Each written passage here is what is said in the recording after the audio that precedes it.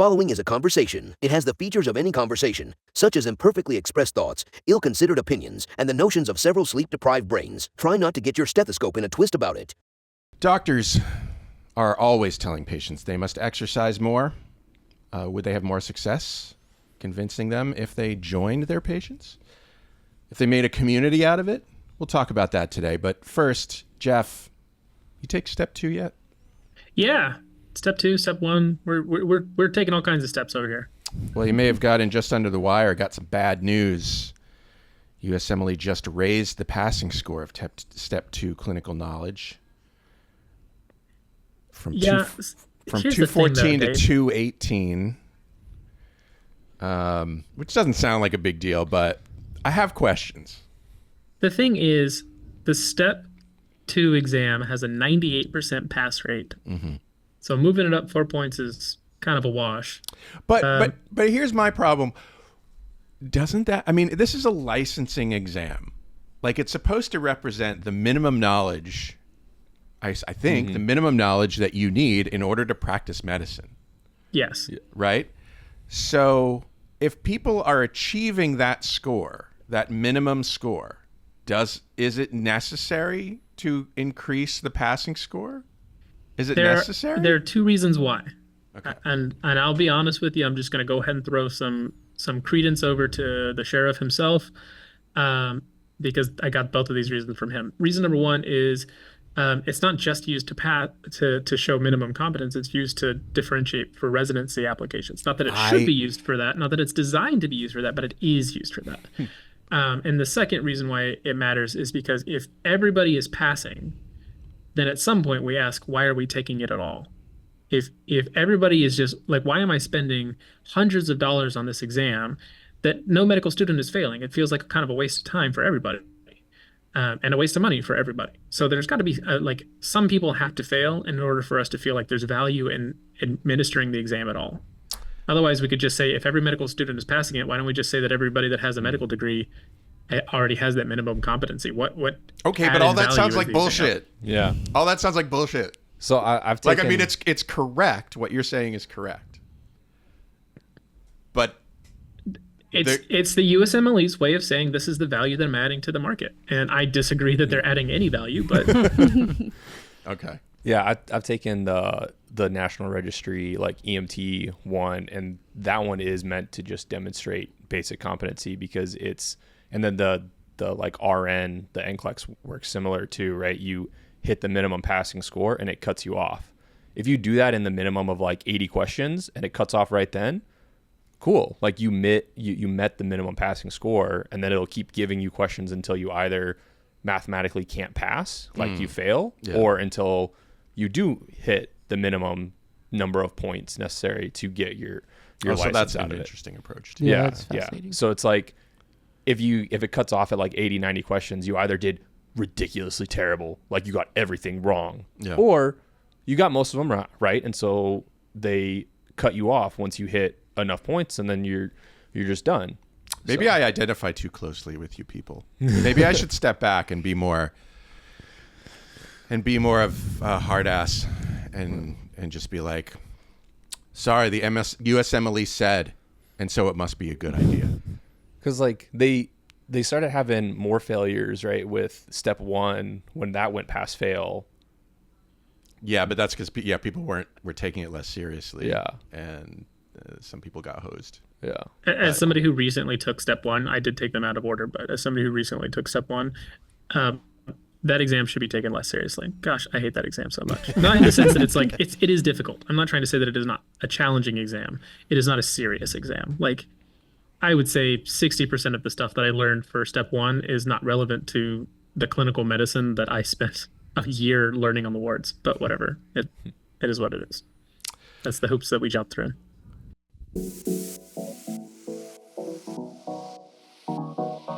Meandering in the margins of medicine, it's the Shortcoat Podcast. Weird news, fresh views, helpful clues, and interviews. By students, for students. Subscribe to our weekly show at theshortcoat.com.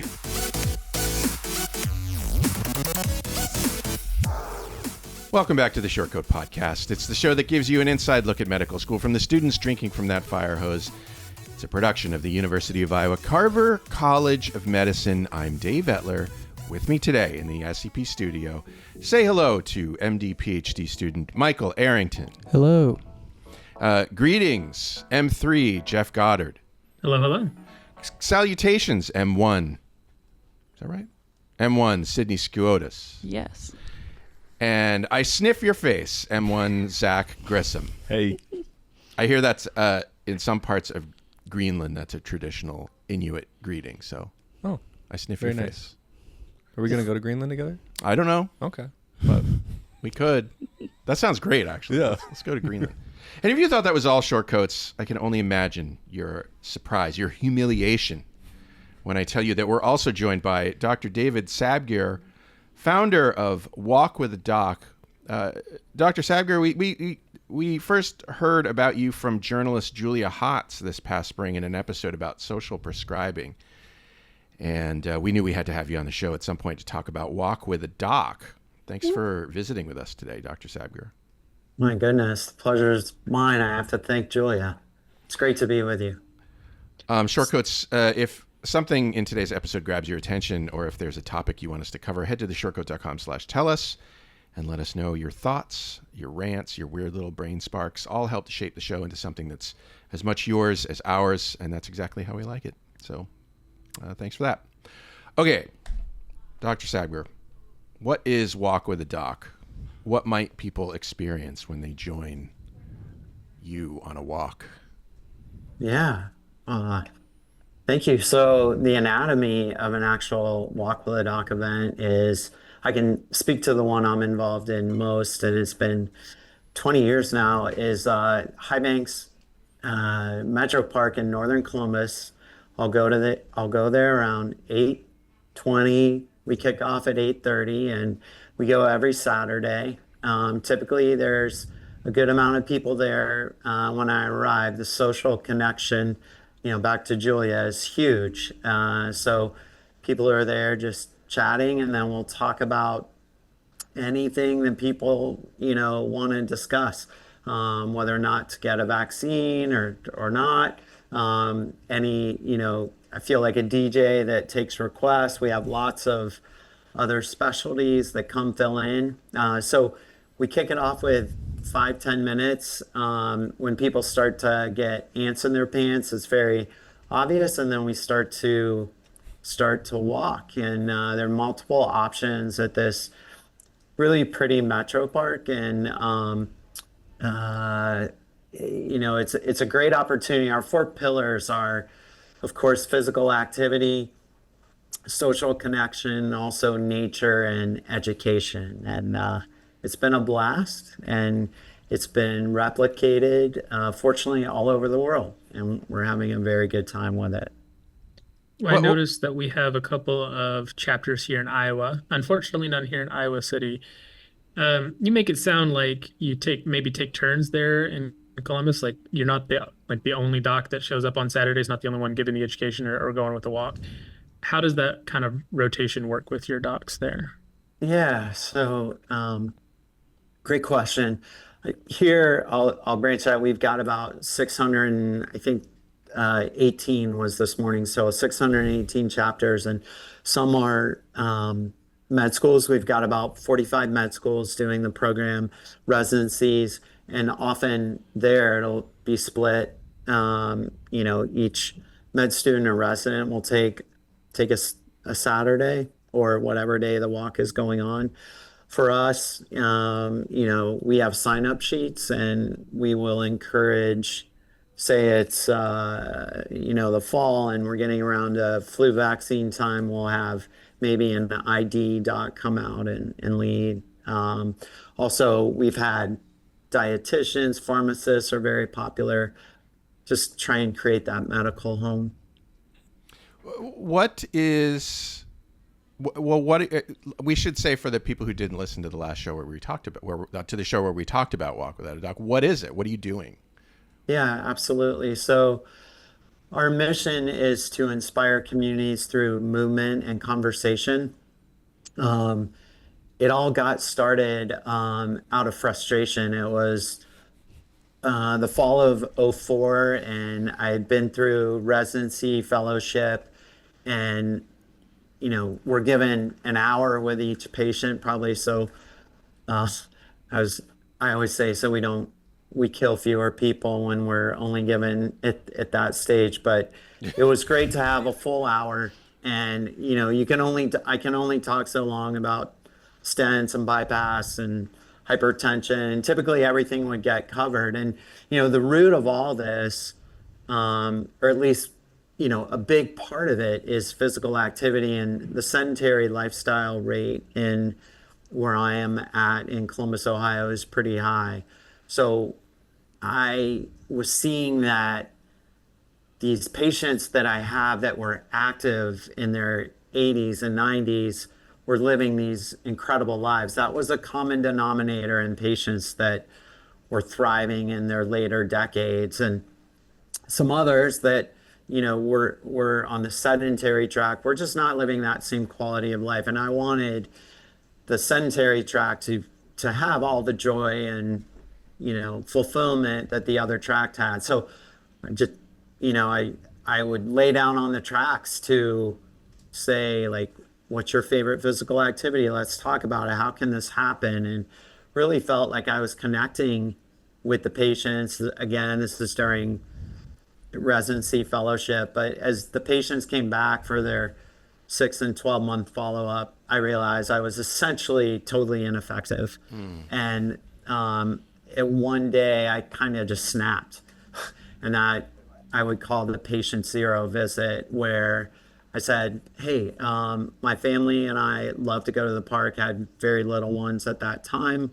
And how about, would you be interested in joining my family and I, to kind of, rather than hear 6 months later, it had been too hot or too cold, similar weather in Columbus and Iowa, just make or have that patient have to commit at that time. And that's how this whole thing got started. Go ahead, Jeff.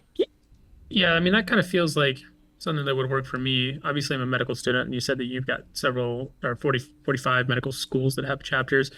I've got little kids. I'm going to take them to the park. I'm maybe a little sweaty right now in this meeting because I just took my kids to the playground and we were swinging all morning. So the idea of being able to just wake up on a Saturday morning and do that sounds really appealing to me as a provider in training, as a future provider. The one hang up I think that I would have as a provider is, can I commit to every Saturday? Because again, I've got kids. So, what if there's a baseball game? What if there's, we're going to go on this family trip or whatever like that. But I do want to make sure that my patients have this continuity because, my conversation with Jules was essentially the thing that I got at it was the most valuable thing is the community aspect of it. That, like, when we talk about social prescription, is that people find it hard to be active, but they find it hard to be active alone more than they find it hard to be active in a community. And if we can offer them some kind of community, we can give that to them, they're going to be healthier. My concern as a provider is, am I really going to be able to provide that community consistently when I have other priorities as well? So like that was kind of what I was getting at with this idea that, like, yeah, I want to make sure the ID doc comes and talks about vaccines. I want to make sure the pharmacist comes and, gives a spiel that's appropriate for the patients. But I also want to make sure that somebody can walk with them on those Saturdays that I'm not going to be able to walk with them, which I guess is kind of the whole point of trying to create community, right? Is to share the responsibility as well. How has that experience been with you, for, somebody who, I'm sure your kids aren't as small now, but, over the years? Yeah, 100%. Very important point, if not the most important point. So I guess first thing, a lot of our walks are monthly and then evolve to more frequently. A lot of our docs share with their partners in practice, other docs in the hospital. So the actual time commit to maintain that community. And I agree with you. I'm not sure that the social community is not the most important of our 4 pillars. You may be committing, 1, 2, 3 walks a year at that point. If, say, you're going monthly and spreading the wealth, if you're doing it more frequently, which I was surprised as this started unfolding 20 years ago how much I, as a provider, was fulfilled. So I felt like I needed to be there, as much as any of our community members. So I love to ride bikes with friends on Saturday mornings, and I'll typically take 1 or 2 Saturdays a month, or we'll do other special time walks. But yes, you would still be able to withhold that community, and that's important because you can't supply a community and then just go at it half-ass and let it fall apart. Yeah.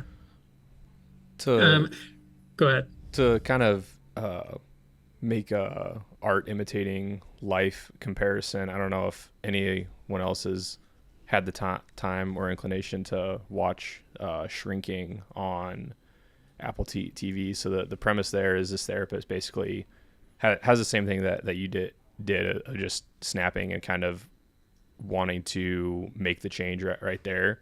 So he starts like this one who can't make social connections, just takes him to the coffee shop, like takes it out of the office and goes and does the thing with him.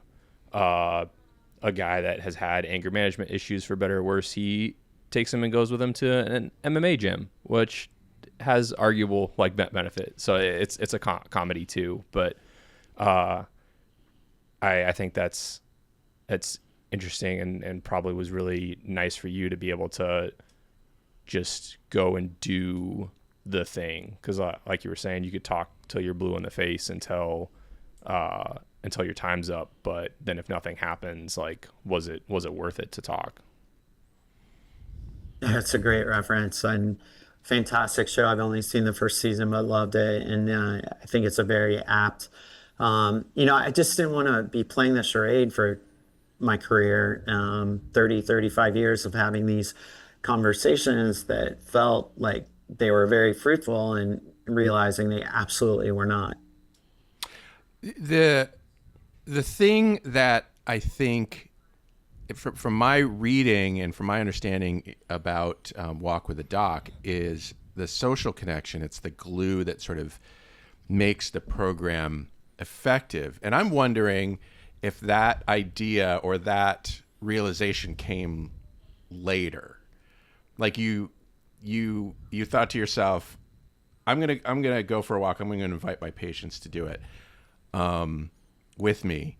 But sometimes when we have these ideas, another benefit sort of makes itself apparent after a while. Did you intend for the social connection to be a big part of it? Or was that something like, oh yeah, this is working out better than I expected? You're exactly right. I didn't think about social connection and all. This was just, let's get out and walk. And then the first walk was April 9th, and we had the Columbus Dispatch as the paper, and the headline when they came out, it was in mid-May, so just a month later, was camaraderie is the X factor at Walk with a Doc. So I was like, yes, I agree with that. So had to have someone tell me, but also realize like how much we enjoyed seeing each other every week. And, the doc is, I think it's important for a lot of reasons, but, Bill knowing that Mike is going to be there is arguably the most important part of it. Yeah, I brought it up because it reminded me of actually starting this podcast many years ago and realizing that, I was sort of, I don't know, kind of doing something fun, but also it suddenly began to feel like I was doing something more than I anticipated doing originally. And I wanted to point it out because I feel like sometimes we just do nothing because we're not really sure what it is we're going to accomplish. Sometimes if you just do something, things happen around that make you go, oh, this is why this is a good idea. I don't know. Encouragement for future medical professionals, I guess, to just like do some weird shit and see what happens. Like outside of the standard of care or whatever. Like I'm not advocating that you take them to the MMA gym. Take them to the MMA gym, or especially not give them ivermectin. I don't know. it seems like the social aspect is what's really important. And you mentioned that some patients in their 80s and 90s were able to stay active and they had really good health outcomes. Did you notice that they also had a good social network and that's why they were able to stay active? Or is there like another piece to that puzzle?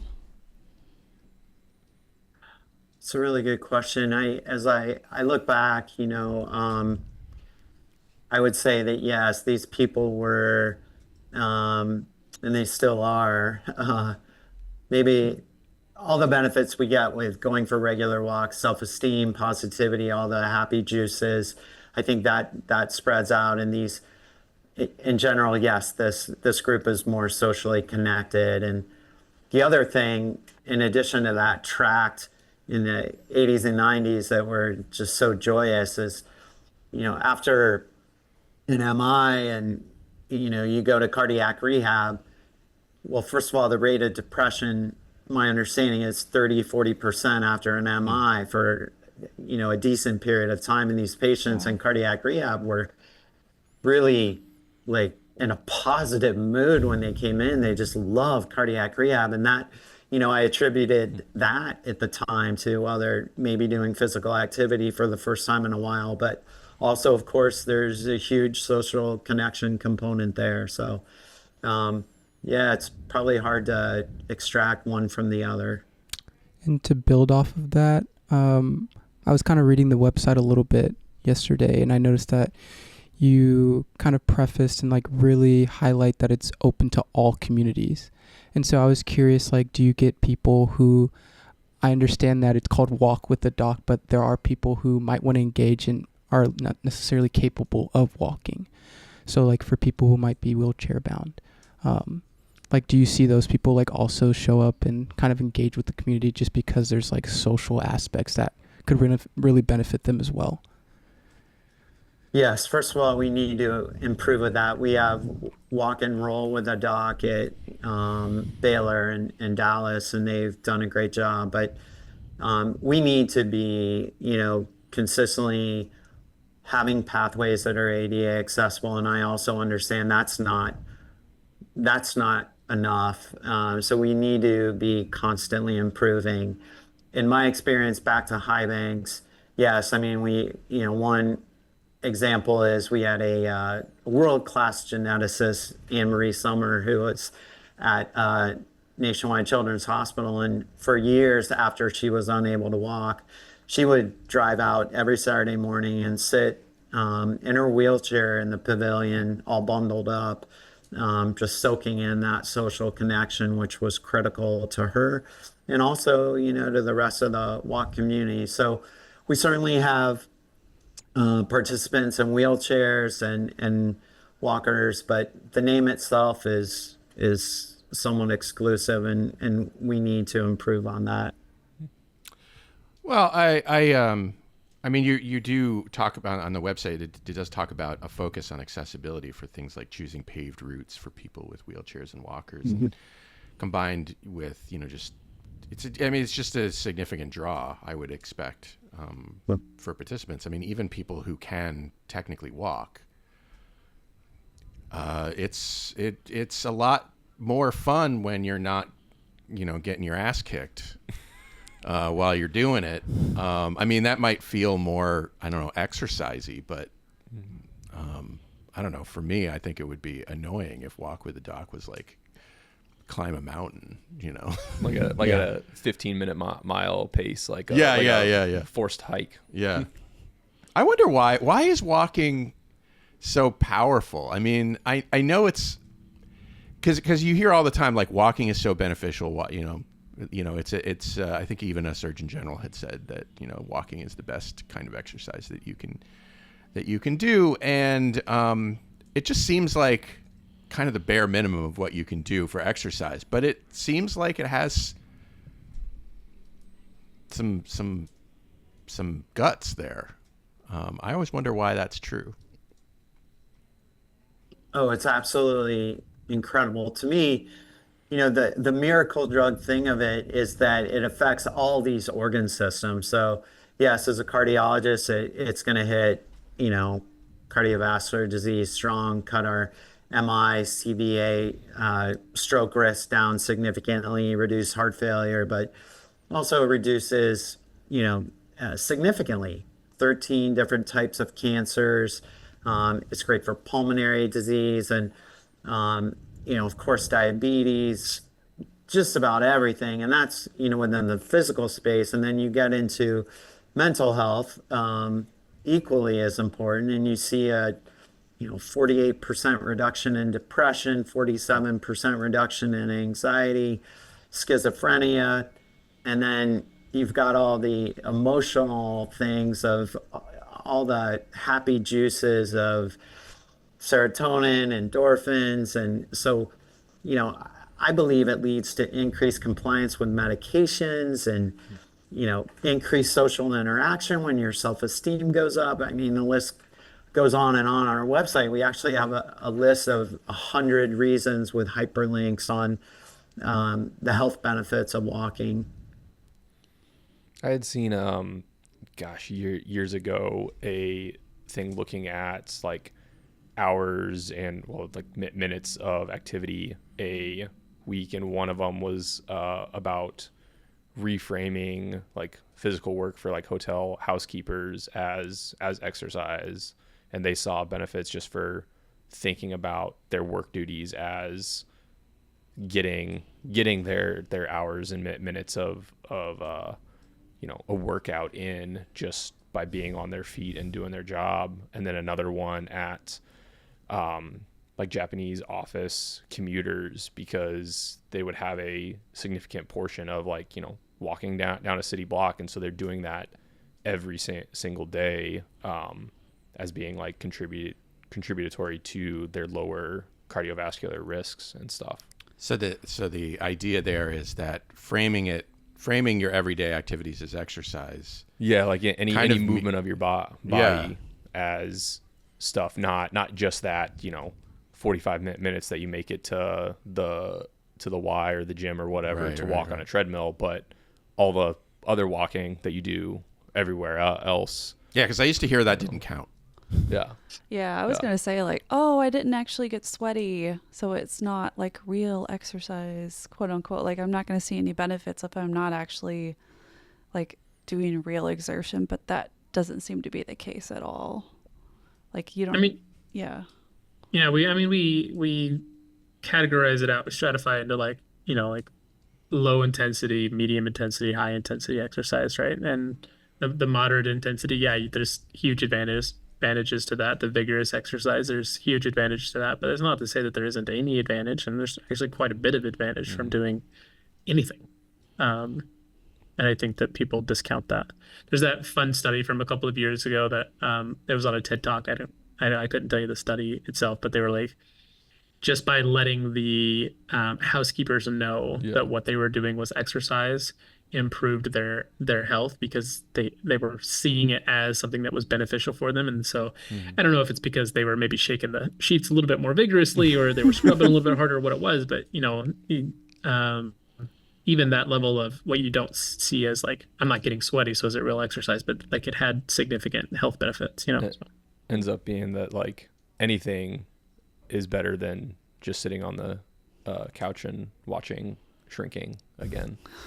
Would you all should check. You can watch Shrinking while walking. Strong recommendation for.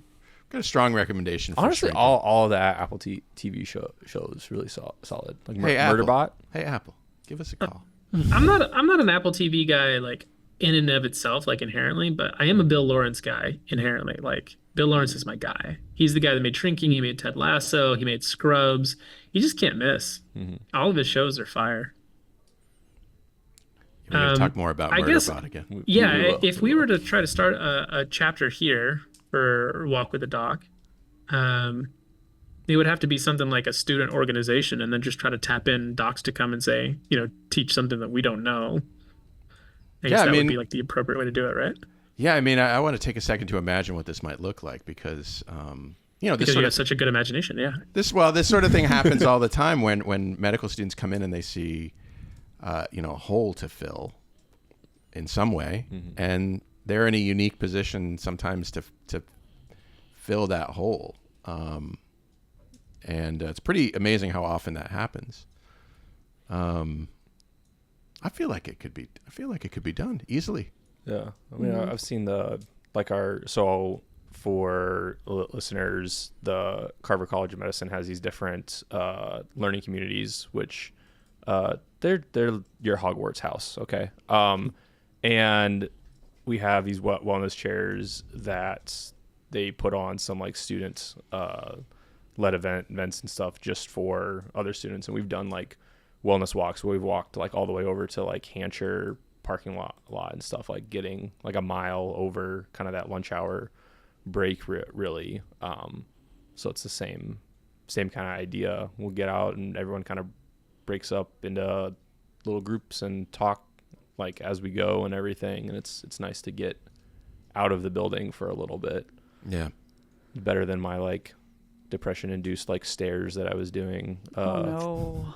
Yeah, just the stairs. Just staring into the void over lunch break. Because you can go all the way up. Like, oh no, he's talking about actual stairs. Yeah. I'd just like, go up the stairs and then go back and force myself to do more Anki, and then like 20 or 30 minutes later, get up and go do another like set. Oh man, I mean that's better than sitting the whole time. Yeah. Ooh. But I wasn't talking to anyone because I was just in a stairwell. Well, I know that. Okay, so I work in an office all day. There's potential to just sit on my butt the entire day. But I don't have to force myself to do this, fortunately. I get up all the time and walk around. That's why you guys see me walking around the building all the time. Yeah. I like to think I'm not avoiding my job, which doesn't completely involve podcasting. But I think it's just because I can't sit still for 8 hours a day. Well, you probably shouldn't be. No, and I shouldn't be. But what I notice is that, like, yeah, I walk around the building, but also, like, if I involve a colleague in that walk, so much better, so much more enjoyable. Yeah. But then I have to fight my whole like, well, nobody probably wants to go for a walk with me right now. No, like I'm lame. No, I've like we like grab like, hey, like I want to walk to EMRB and get a coffee or whatever. I'm like, I don't even want a coffee, but yes, I do actually want to get up and walk around. So I'm sure people would, but I noticed, and a lot of other people have noticed, like if they had like a more active job before starting med school, how being sedentary has affected our health, even though we're like younger. It's like, oh, we should be able to tolerate sitting. I'm like, man, I had to go to PT because my hip and back were getting messed up from sitting all day. Like other people are having lower back pain and all this. And it's just like, This is actually, if you don't mind, just a quick segue back, Dave. This is a question that I had, Dave. It was, you've been doing this for 20 years. Obviously you get some benefit out of it, or you wouldn't be doing it for 20 years. There's obviously, everybody knows that physicians are struggling with burnout. All providers are struggling with burnout. So our patients are struggling with their physical health, but we are struggling with our mental health.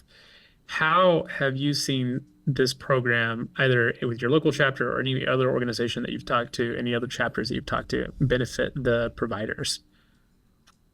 Yeah, it's tremendous. We were given a grant by Robert Wood Johnson where we looked at this several years ago and found that with surveys and surveying our leaders, our healthcare provider leaders, that the benefit was just as much. We feel like we're paying down on principal as opposed to interest, and really making headway.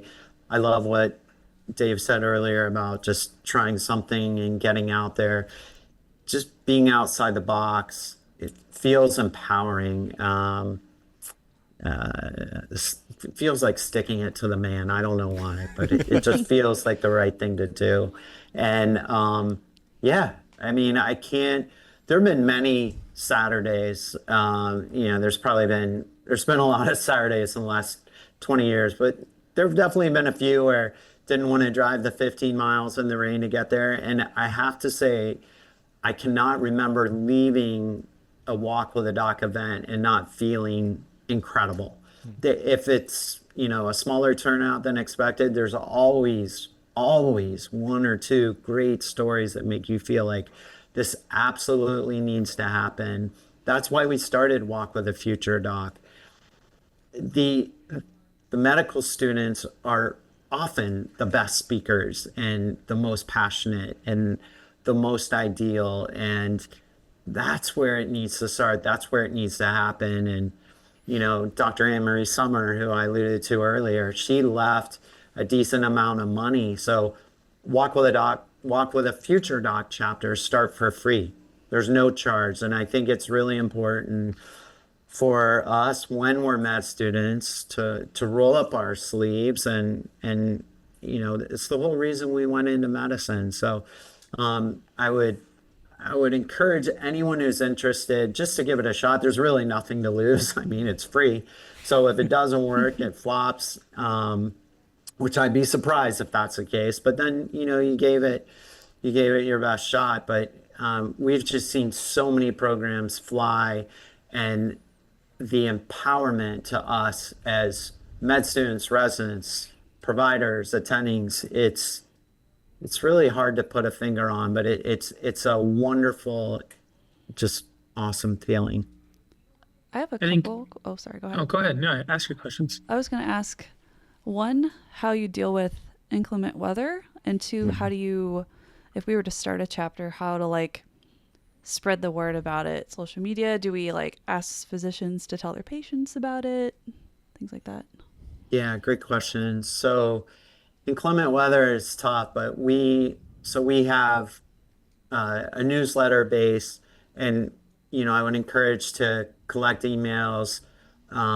So say it's going to be really bad on Saturday or whatever day you choose to do it, you can notify through that Twitter feed, Facebook. Those are other social media ways to get the word out. Also, Walk with a Future Dog, Walk with a Dog. Everyone gets their own web page on their site, and we're happy to have it posted there. Getting the word out is at multiple levels. It's rare that I see a patient and don't close the visit with, you don't need 5 minutes. It's just, hey, I'd like to invite you to Walk with a Doc, and you hand them a postcard with smiling faces that we can provide, and with the information that they need, posters, banners in the office. Then there's, of course, social media channels, putting it, you will almost certainly, I can't remember the last chapter that started that wasn't in the paper, on TV, radio, ways to get it out through broadcast journalism as well. Word of mouth is much bigger than you would think. On Friday, we started a newsletter 20 years ago, and now the database is 40,000 people, but it's a great way, free way, save the money to Constant Contact, to get the word out and also foster that sense of community. Our newsletters are extremely lighthearted. We say they're 1/3 information, 1/3 inspiration, and 1/3 insanity. I like it. Great. I'm down. You got to have fun with it, or it's not going to be sustainable. Exactly. I was, there's so many community organizations in this area that you could tap into for letting people know. There's a really good senior center in town. There's the United Action for Youth to get the youngsters involved. What else? I mean, there's, of course, as we talked about the different providers. I know there's Big Brothers, Big Sisters that's big around here too. So getting it out to them, and then you have, and you guys have have so many connections through your activities in the communities, in the learning communities here, and their events, amazing. Jeff, were you gonna say something before? I don't remember. I was just enjoying the conversation so much. I was just thinking, so another student and I, after talking to Jules Hotz, the author of The Connection Cure, we decided that we're going to try to encourage social prescription. We've got a pilot program that we're trying to figure out. And I think that if we could get a chapter started here in Iowa City and kind of tie those two things together, among the other things, I think that would be a really, really good thing for us, but also for the community, something that would very easily continue in perpetuity. I guess, yeah, if I were to ask a question at this point, my big question is, how have you seen this work, this program, which in and of itself seems phenomenal? How have you seen it work synergistically with other health initiatives outside of the office? Like, I love the idea that, you're sticking it to the man. You're saying, oh, you're only going to give me 15 minutes with my patient. Well, screw you. I'm going to go walk with him for an hour on Saturday. So, man. But what other, besides working synergistically with your own practice, seeing them on the weekdays, what other ways have you, I don't know, seen these patients kind of other programs, other initiatives that have worked well with Walk with the Doc, if that makes sense? Yeah, absolutely makes sense. Walk with the Doc is Switzerland, so no one's intimidated to partner up, and it's such a positive vibe that we are able to collaborate with quite a few groups, many. And one of the really fun things is with over 600 chapters, and everyone's encouraged, make this your baby. We're not going to intervene. We want to give you the IP, everything you need to get started, be there, but this is yours. And we've seen incredible partnerships. Again, speaking locally, well, YMCA has been amazing throughout. We have had all kinds of every single specialty lead, but we tilt a little more towards the older population, and we have a wonderful collaboration with the AARP. Often the cities will get involved. There'll be a walk with the mayor. In Columbus, we've worked with the Department of Public Health, Department of Public Safety, Department of Parks and Rec, always all very natural fits, of course. So, and then you'll have corporate sponsors that want the white horse of being in a, very positive environment and where people feel good about what they're doing. So, sky's the limit. Do you have a favorite patient story? Yeah, fortunately there's countless. The one that when people ask, the one that always comes to mind was towards the beginning. It was a woman with a BMI of, I remember it was 47, and I was so happy to see her come to the walk, and I'm sure it was the social connection that drove her. But she came from about 20 miles away, just walked from her car to the pavilion on the first day. It was a very visceral feeling for me, and I couldn't believe she had driven that far to walk to the pavilion, which was, we're talking 15, 20 yards. And then the next week, she told me when we were walking, she wanted to walk out a block and then walk back. Ours is just short of a mile loop, 0.94. That shows how long we've been doing it.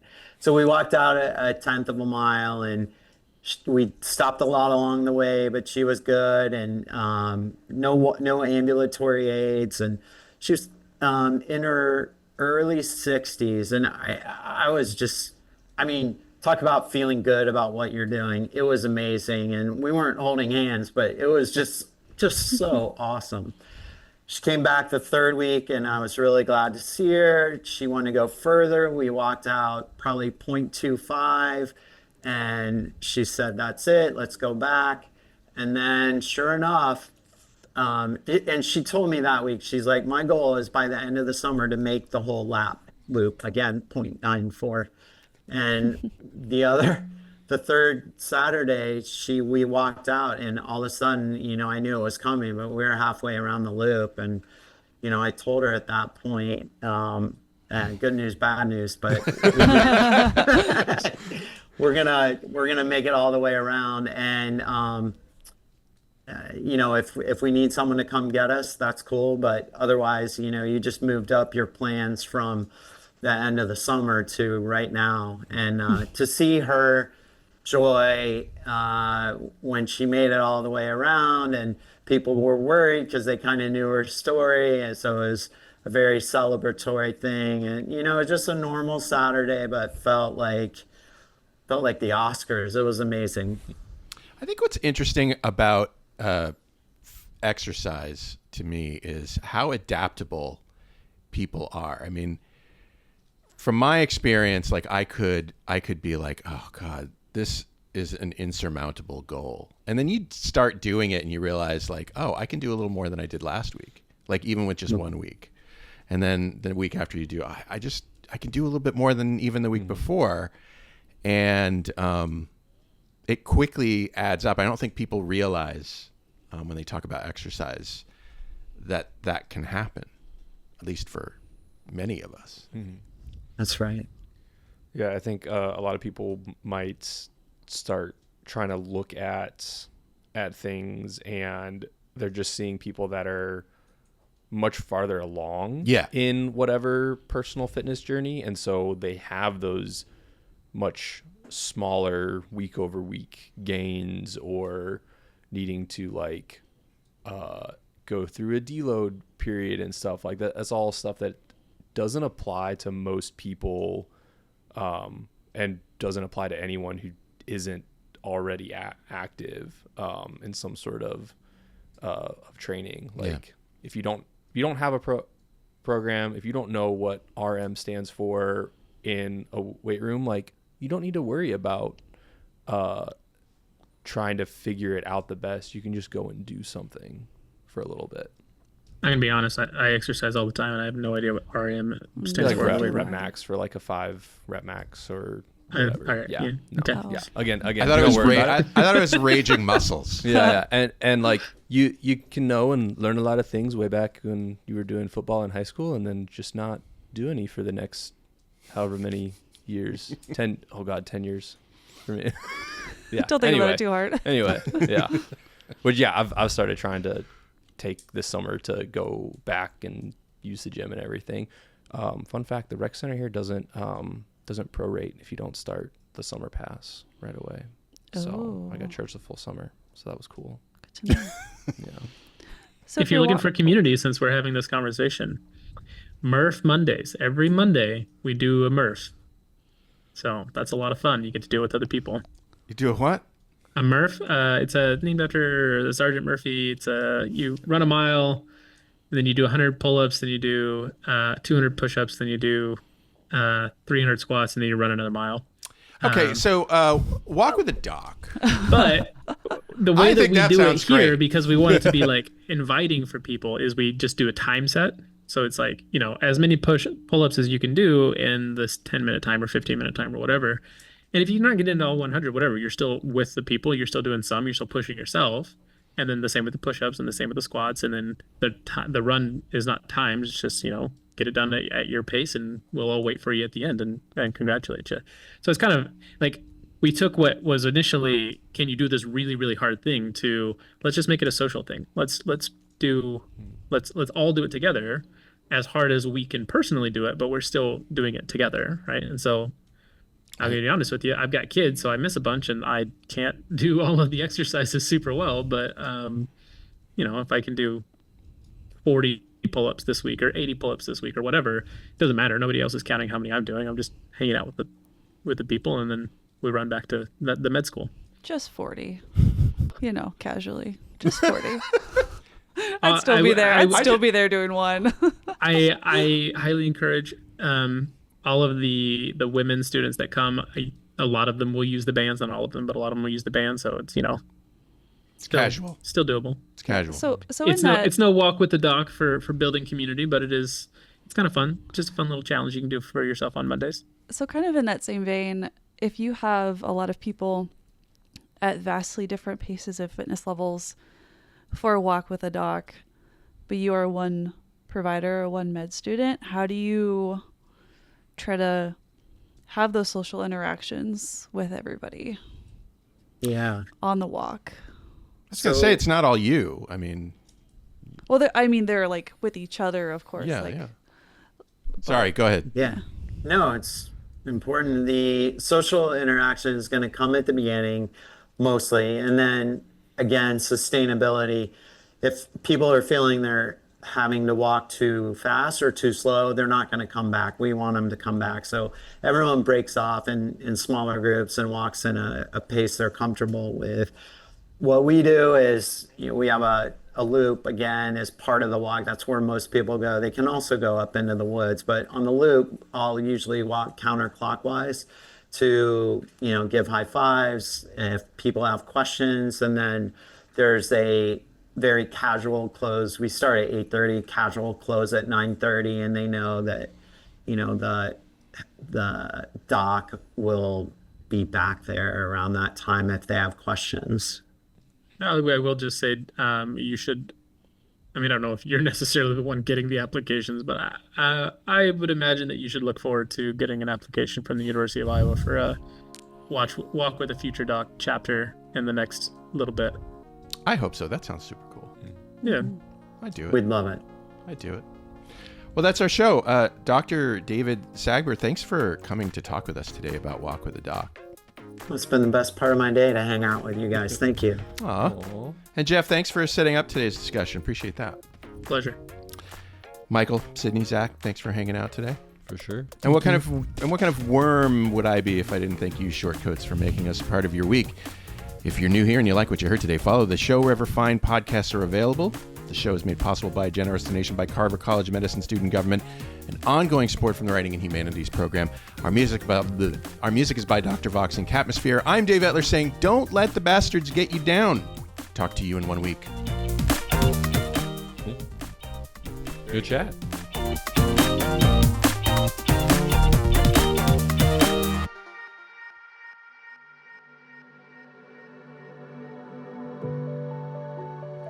Hi, Shortcoats. Look, life in medical education, life in America, life in the world is often difficult. And I often wish I could help. All I have is this podcast, but in my wildest dreams, you have the support you need to lead a life of your choosing. You deserve to be happy, healthy, and successful in whatever ways you define those words. So if you need support because you've experienced racism, discrimination, harassment, mental health crises, I want you to be able to get the help that you need. And so I'm going to put some links in the show notes to some resources that you can use. But the bottom line is that for what it's worth, I see you. I know you're out there. I wish I could do more. Maybe I can in ways that I don't understand yet or know about. But I see you, and I'm glad you're here, and other people are too.